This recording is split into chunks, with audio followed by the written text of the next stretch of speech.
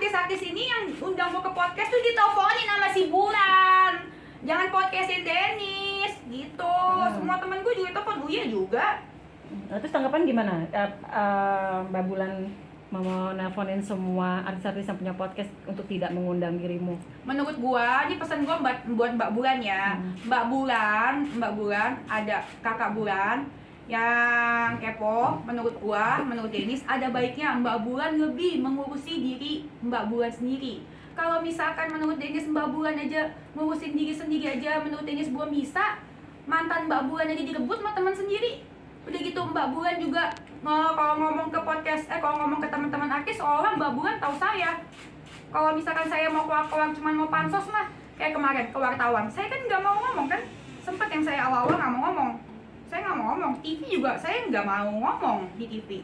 Di podcast pada undang saya tolak loh. Saya tolak, ada yang nawarin saya berapa duit juga saya tolak. Karena emang saya maunya ngomong di 2 podcast ini. Densu yang menurut saya netral. Karena ini netral, tapi nggak tahu dia tuh abis teleponnya masih netral nggak luka. Nah terus udah gitu, ya dia menurut saya dia nggak lebih baik daripada saya. Ngaca dulu kepada masa lalu Anda. Video Anda juga tidak lebih bagus dibanding videonya dengan videonya itu. Pas videonya ada, apakah dia mengaku? Ngaku nggak gitu? Nggak kan? Diam kan, bungkam kan? Lupa deh, gue udah lama banget. Ngaku ya, apa bungkam gue lupa. Ya pokoknya ya intinya ya menurut gue dia tidak lebih bagus daripada gue. Kita semua sama aja. Bedanya gue mau mengakui apa kesalahan gue dan mau meminta maaf gitu. Jadi ini bukan urusan elu, gue mau ikut campur.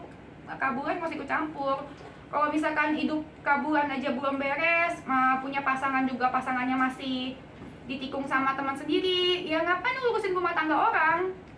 Nggak ada urusannya juga. Oke lu bantu teman, nggak apa-apa lu bantu teman dengan ngomong jangan ya, kasihannya si ini, kasihan apanya segala macam, nggak apa-apa. Tapi kalau dalam isi kontaknya, dalam isi teleponnya itu bilang jangan nah si Dennis orang gini-gini, kayaknya si Dennis tuh cuma mau pansos apa segala macam. Pansos apaan sih?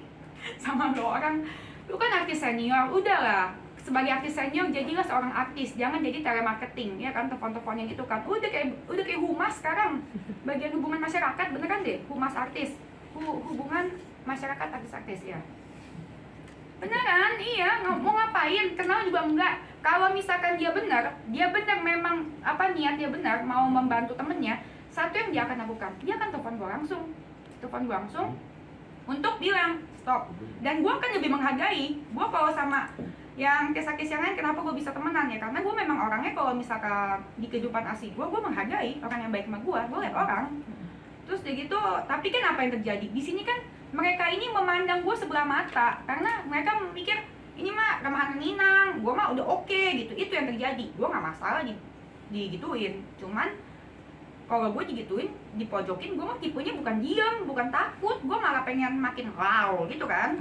Iya, makin dipojokin gue makin pengen bebaskan aku gitu. Makin dipojokin aku makin pengen berontak, kakak. Jangan kira aku takut. Buka kakak. Kak Dennis, tapi pada intinya memang kalau kamu buka ya aku buka juga kakak. Kakak jangan sedih. Masa aku takut? Kagak lah kakak. Tapi pada intinya memang Kak Bulan tuh itikatnya mungkin baik kali ya, dengan yang tadi itu ada 2 opsi yang itikatnya nggak ngerti itikatnya baik atau dia emang mungkin dapat side job jadi telemarketing atau bagian humas entah nggak tahu apa. Etikatnya dia nggak tahu apa. Kalau etikatnya baik menurut saya adalah kalau dia memang orang baik, dia tidak akan memandang saya sebelah mata dan tinggal telepon saya. Toh sumbernya juga di saya. Yang bisa mendiamkan mulut saya adalah saya, bukan dengan cara lu mempengaruhi teman-teman gue. Contohnya Uya, Densu yang gue tahu ya. Terus kayak gitu segala macam yang nganain, belum yang nganain yang gitu, yang gue di cancel. Nah ya kalau etikatnya baik, ya nggak gitu lah. Gue telepon aja gue, kan gue juga pasti nggak enak. Nah kalau misalkan dipojokin begini, ya jadinya begini nih gue preskon. Kayak gitu. Tadinya sih gue nggak mau gini. Tadinya rencana gue adalah gue ngomong kedua ini klarifikasi beres clear dan gue akan minta maaf sama istrinya seperti yang gue bilang dulu. Tapi ini gue dipojokin, gue di podcast sama Densu kemarin belum tentu ditayangin. Terus kayak gitu yang lain juga podcast gue di cancel. Ya udah, ini memaksa gue untuk ngomong di YouTube gue sendiri dan memaksa gue untuk ngomong ke kalian. Tadinya kan gue mau menjaga dan meminta maaf. Gimana gue bisa menjaga lagi kalau gue dipojokin, dibungkam? Di super tisu mulut gue. Oke. Enggak juga sih, Dan- berlebihan. Niatnya sudah ada rencana mau minta maaf ke Kan istri. sepertinya kan gue Ya. udah pernah bilang kan, Nah. memang niat gue seperti itu. Gue akan ngomong ke 2 podcast, ngomong yang sebenarnya dan ngomong yang terjadi, dan biar pesan gue tuh tersampaikan. Pesan gue tuh belum tersampaikan karena menurut gue satu hal yang harus kalian anggap, kalian tahu, perselingkuhan ini tidak dibenarkan. Tapi kalian juga harus tahu, di zaman sekarang itu perselingkuhan walaupun tidak dibenarkan, tapi itu sudah dianggap menjadi sesuatu hal yang wajar. Contohnya apa? Kemarin si ND ke rumahnya si Uya, ditanya sama si Uya, kan si Uya kan si Uya juga tuh disogok apa tahu tuh sama si ND, jangan-jangan lu dikasih mesin cuci sama kulkas lu, makanya belain dia. Nah terus jangan-jangan ya, ini kan gue nanya ya, bisa jadi loh abisnya Uya berubah soal ND rumahnya. Bener kan? Si RD ke apartemen ini maksudnya itu juga lu laki lah. Gue dulu selalu menganggap dia tuh ya kayak wah ini laki baik banget, membimbing gue, terus dia gitu bisa ngajarin gue kerjaan apaan. Tapi sekarang di mata gue si RD tuh udah kayak mama komplek yang ngumpet di katek bini, sumpah. Masa bisa-bisanya dia ke rumah Uya? Dia kan urusannya sama gue, ya gak sih? Urusannya sama gue 4 tahun. Tapi puji Tuhan, Tuhan membuka mata gue. Tuhan membuka mata gue. Si RD ke rumah si Uya, terus segitu Uya bilang gini, ngomongin apa gitu gue ngerti, kayaknya si Uya juga nutup-nutupin lah, bela-belain lah tuh ya, gue gak tahu pasti, gue yakin ada sogokan kayaknya ya. Nah terus udah gitu, coba besok gue cek ke rumah Uya, jangan-jangan ada mesin cuci baru atau TV baru atau AC baru ya. Pas kalau gitu berarti disogok dia, tapi belum tahu. Nah terus dia bilang gini, emang iya, kata si Ade ke Uya, emang iya gue akuin pertamanya gue ngejar-ngejar, iya, tapi ya mau gimana bro, namanya kan juga cowok, maklum lah bro. Oh berarti perselingkuhan tuh jangan wajar kalau cowok. Itu bikin gue naik pitam juga sih, lu gak gentle lu sebagai laki. Terus dia bilang, gue tuh udah baik sama dia bro, baik. 4 tahun yang lalu gue kasih dia proyek apa segala macam. Kenapa lu kasih gue proyek waktu itu? Karena awal-awal lu WA gue cuekin lu, pas lu tawarin gue kerjaan baru gue mau. Jangan sok ganteng lo. Iya, gue jadi kesel. Gak Berarti- kesel juga sih, biasa aja. Tadi nih, buat minta maaf nggak jadi dong. dan itu sudah terlaksana belum sih? Mau minta maaf caranya seperti apa melalui podcast? Apa ingin ketemu langsung? Penjelasannya itu gue ada pesan-pesan yang belum tersampaikan sampai saat ini, dan gue itu waktu itu gue udah memilih orang-orang yang menurut gue tepat, dan itu adalah tepat itu waktu itu karena menurut gue dia netral. Nggak tahu dia sekarang masih netral nggak sih. Terus abis setelah pesan-pesan gue tersampaikan, itu salah satunya itu perselingkuhan tidak boleh dianggap wajar karena semua orang anggap itu wajar. Dan ketika adanya perselingkuhan, yang disalahin siapanya? Selalu ceweknya kan, yang dihujat abis ceweknya kan. Padahal memang betul ceweknya salah, saya salah, gua salah. Tapi kalian juga harus tahu, sumbernya juga cowoknya yang ngegodain. Gimana ceweknya bisa luluh kalau cowoknya ngegodain? Iya kan? Jadi yang harus terjadi adalah yang disalahin dua-duanya, cewek dan cowok salahnya seimbang. Gua dan dia salahnya seimbang. Jangan bilang salah gue nya. Kalau misalkan laki benar berprinsip, lu mau dikasih 1000 cewek pun juga gak bakal mau. Kalau dikasih, kalau ini kan sekarang konsepnya dua-duanya salah. Kenapa ceweknya yang salahin? Kalau gue sih nggak apa-apa dihujat, mental gue mah teruji klinis. Iya, mental gue teruji klinis dari dulu. Buat gue mah gak ada apa-apa. Tapi gue mau membagikan pengalaman hidup gue yang menurut orang aib, bagi gue bukan aib. Bagi gue adalah pengalaman hidup, pembelajaran dalam hidup. Yang gue mau share ke orang dengan konsekuensi yang gue tahu, gue pasti dihujat, gue pasti habis. Dan yang bagian sana pasti yang dipuja-puji, gue udah tahu. Tapi kan gue kan nggak hidup dari nama baik. Buat apa? Gue mah nggak muna seperti mereka. Dunia mereka menurut gue dunia muna-muna. Mereka perlu nama baik buat dapat iklan produk. Mereka perlu nama baik buat dapat duit.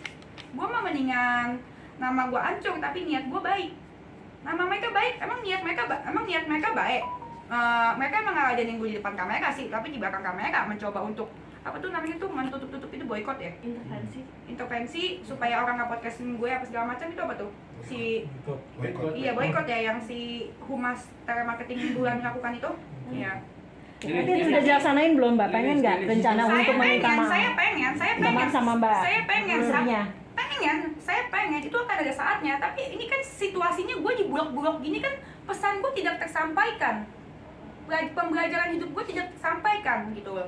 Dan loh, ini belum saatnya. karena ini masih sama-sama panas. Oh, berarti masih akan Kak Denis setelah Mungkin ya, mungkin. boykot segala macam dari dulu pasti akan tetap ada. Oke nih, gue minta maaf sama pihak si istrinya itu. Gue mah akan, tapi nggak sekarang. Tadinya gue tuh sempet pasti gue mau minta maaf. Ini sekarang gue lagi berpikir 2 kali. Minta maaf, nggak usah. Karena mereka memandang gue sebelah mata gitu. Denis, ini kan permasalahan lu dengan RJ dan lu merasa perselingkuhan. Artinya lu punya kesalahan. Salah. Tadi lu mau minta maaf sama istrinya. Kenapa lama? Karena lama itu membuat orang jadi bahwa lu salah. Tapi kalau mau minta maaf, kapan rencana lu minta maaf sama istrinya? Kan seperti yang saya bilang tadi, ketika pesan ini tersampaikan, kenapa Kalau tidak tersampaikan? Kalau tidak tersampaikan nih, kalau gimana bisa, gue pasti akan bisa membuat ini tersampaikan, akan ada ujungnya. Kalau tidak akan, Kan gue punya YouTube, gimana sih lu? YouTube lu nggak masalah buat gua gitu. Ya, Kan gua kan masalah lu kan sama istrinya. nyampainya kan ke dia.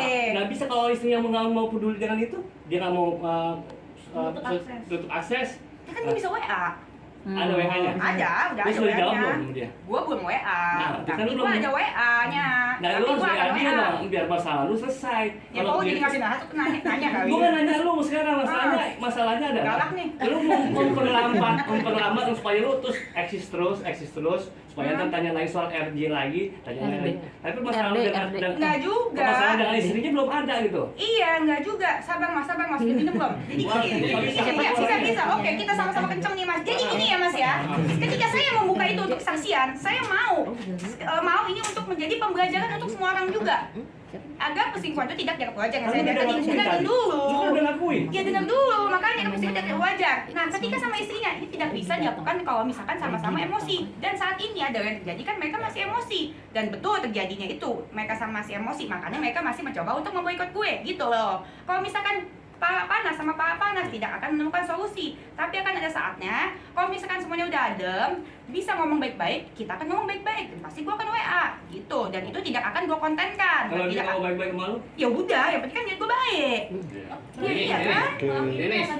Tapi kalau misalkan niat gue, makanya itu gue kan tidak pernah mengarah ke bininya kan, sekalipun aja gue tidak ada pernah satu statement mengarah ke istrinya, karena ini gue fokus ke lakinya yang salah. Sampai detik ini lakinya masih menghubungi lo dan masih pengen mengajak hubungan gak sih? Kontaknya gue ya sekarang kan udah gue blok. Denis, berarti terakhir Agustus Kontaknya lalu. gue ya. Agustus berhubungan kontak sama dia Agustus lalu. Ketemu September Terakhir September. tanggal berapa gitu lupa sebelum gue. Apa yang diomongin Mbak Denis ketika ketemu terakhir kemarin sama RD itu sendiri apa? Pokoknya udah nggak enak ya, udah ribut gitu. Ya udah itu lah kan, soalnya udah gue kontenin. Saat September itu udah gue kontenin kan, gue udah ngoceh-ngoceh di IG, dan gue selama 4 tahun itu gue diam, gue selalu nurut, gue selalu apa, mungkin dia agak shock juga kali ya lihat kok gitu dikontenin ya. Iya, dan gue kan kalau udah ngontenin, gue akan kontenin sampai tuntas. Nah dia kan marah ya Mbak, ketika dia marah, dia kesel, akhirnya dia terus menghubungi dirimu, lo nggak respon. Apa itu juga salah satu dia merasa dipermalukan dengan hal itu? Enggak. Kalau dia nggak hubungin gue, nggak gue respon sering, tapi ujung-ujungnya dia depan rumah gue palingan. Nah, tapi yang ini, yang gue lakukan, biar kita nggak balik lagi itu gue kirimin bunga papan. Apa tuh bunga papannya apa Mbak? Mana jadi manismu Pak gitu segala macam kan. Nah, ini yang terjadi kan biasa kan dia minta balik atau gue minta balik itu udah sering terjadi, dan ujung-ujungnya balik lagi. Ya, itu mah hal biasa dalam hubungan 4 tahun. Nah, tapi ketika gue kirimin papan, gue jadiin itu konten apa segala macam, dia merasa, dia kan gengsian banget, dia merasa harga dirinya ya ini sebagai lelaki gitu, lo kok gitu apa segala macam.